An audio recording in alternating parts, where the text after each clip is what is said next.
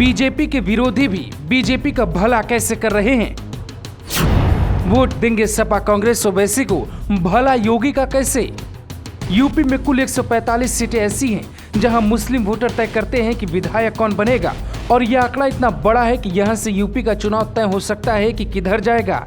यह आकलन देखने के बाद आप तय कर सकते हैं कि योगी आदित्यनाथ मुश्किल में हैं या फिर अखिलेश यादव के गले में मुस्लिम वोटर की फांस चुभने लगी है। यूपी में अब तक एक पैटर्न रहा है, मुसलमान किसी एक पार्टी के साथ नहीं गया, यानी मुसलमानों का वोट बढ़ता है। इस बार 3 खंडों में बंटने वाला वोट 4 खंडों में बटेगा, क्योंकि चौथा नाम मुसलमानों को भाने लगा है। ओवैसी की बढ़ती लोकप्रियता कहानी को बदल रही है। बीजेपी के पास दोनों हाथ में लड्डू है।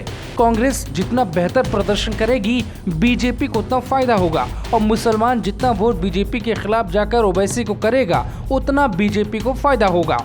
वो कैसे, समझाते हैं। कैसे मुसलमान योगी का भला करने वाला है? जो सपना विपक्ष देख रहा है, असल में वो उल्टा पड़ सकता है। यूपी में कुल 145 सीटों पर मुसलमानों का दबदबा है। इनमें से 70 सीटें ऐसी हैं जहां मुसलमान विजेता तय करता है। बाकी 258 सीटें ऐसी हैं जहां मुसलमानों का रोल न के बराबर है। तो योगी की किस्मत यही 145 सीटें तय करने वाली हैं। अब एक रोटी का 4 टुकड़ा होगा, यानी 145 में 4 पार्टियों को मुस्लिम वोट बटेगा। पश्चिम का मुसलमान मायावती के साथ जाएगा तो अखिलेश के पास भी रहेगा। 2017 में कांग्रेस को 7 सीटें मिली, जिनमें से 5 सीटें इन्हीं 145 मुस्लिम बहुल इलाके वाली थी, यानी कांग्रेस मुसलमानों की वोट पर सांस लेगी। अब चौथा नाम है ओवैसी का, जिनके पास सबसे सुनहरा मौका है 20% मुसलमानों को साधने का। सपा को लोकसभा चुनाव 2014 में कुल 66% मुसलमानों ने वोट किया था, लेकिन उसके बाद यह आंकड़ा घटा है। ओवैसी आए तो प्रहार अखिलेश पर होगा और फायदा योगी को होगा। प्रियंका से मुसलमानों को काफी उम्मीद है, तो वोट उन्हें भी मिलेगा। बीजेपी को पता है कि इस बार के चुनाव में 1000 वोट से जीत हार होगी। अंतर तैयार करेंगे ओवैसी, जिन पे बीजेपी की बी टीम का आरोप लगता है। अब सवाल उठता है कि मुसलमान किधर जाएगा? कैसे विपक्ष मुसलमानों के सहारे योगी का रथ रोक पाएगा? क्योंकि चुनाव के वक्त योगी तुष्टीकरण की राजनीति को बढ़ावा दे सकते हैं। हिंदू वोटर बूथ पर जब जाएगा तो कमल का फूल ही पसंद करेगा, क्योंकि अगर बात हिंदू मुस्लिम की होगी तो ऐसा हो सकता है।